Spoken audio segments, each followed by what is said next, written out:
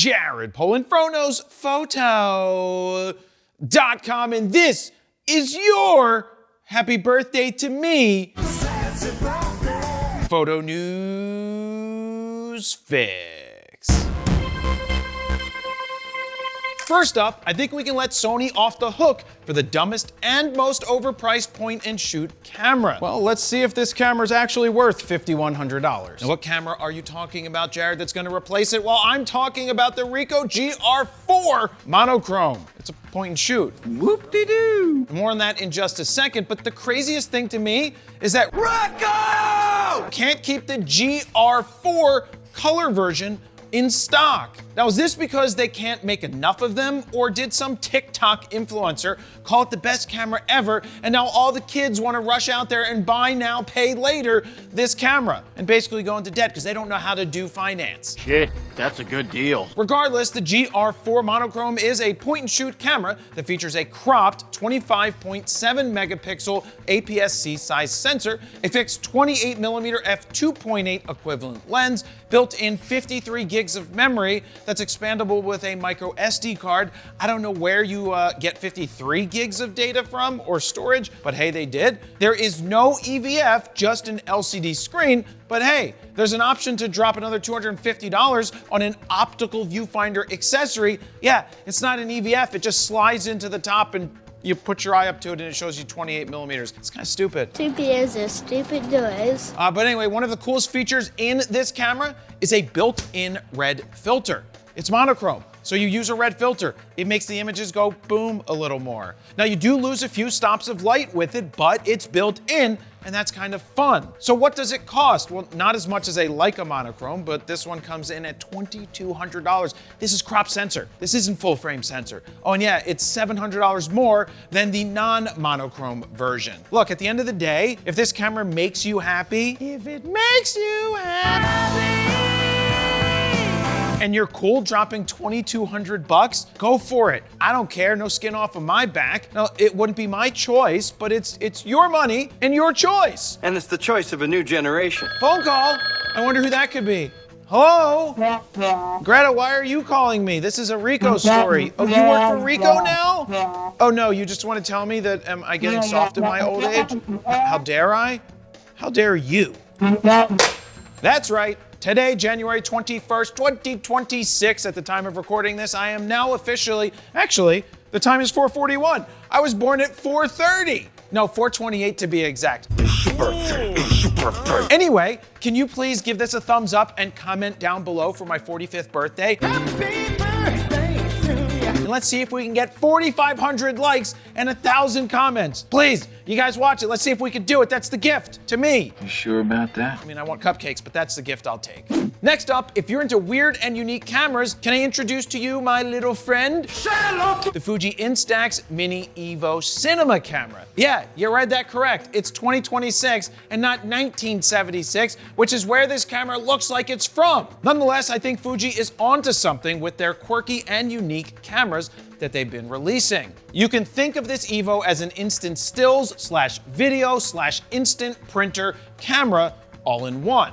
Now, it harkens back to the days of smaller 8mm film cameras, but with a modern twist. That twist is a super tiny sensor that captures fairly low quality stills as expected and captures video at 600 by 800 pixels, though in one special mode, I will mention in just a minute, you can squeeze out 1440 by 1080 clips. Now, there's a built-in battery that charges via USB-C, as well as a micro SD card slot and some small internal memory.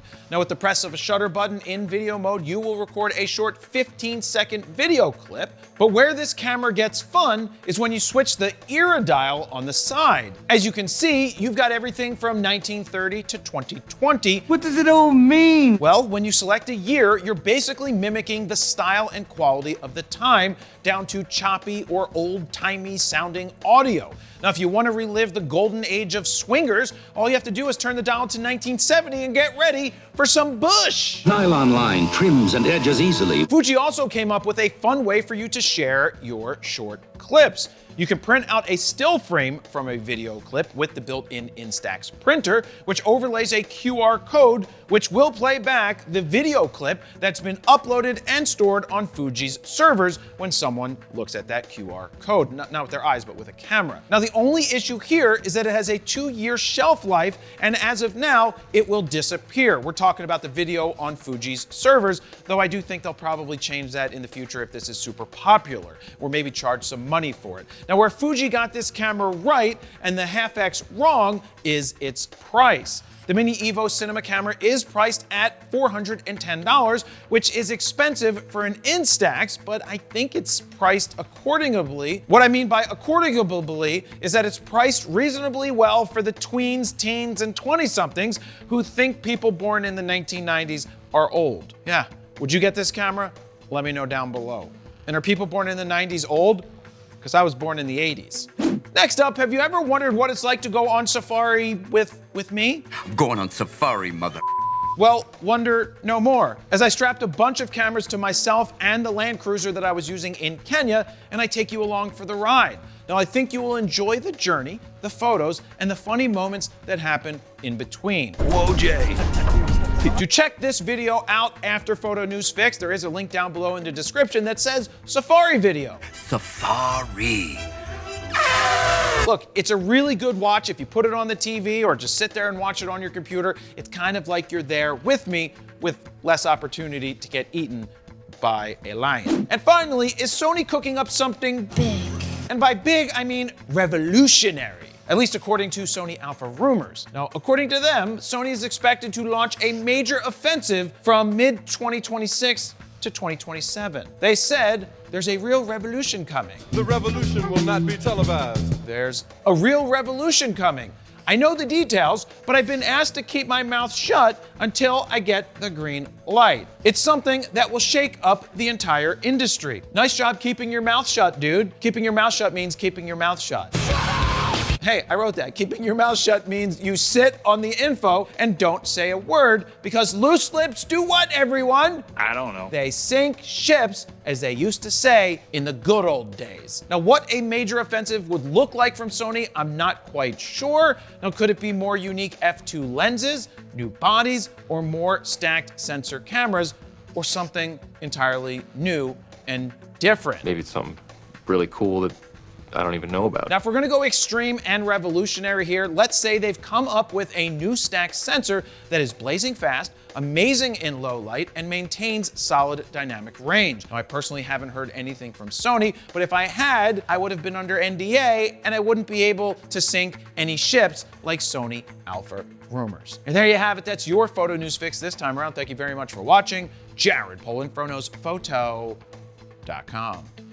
Operating on 2.5 hours sleep. I'm tired. Goodbye.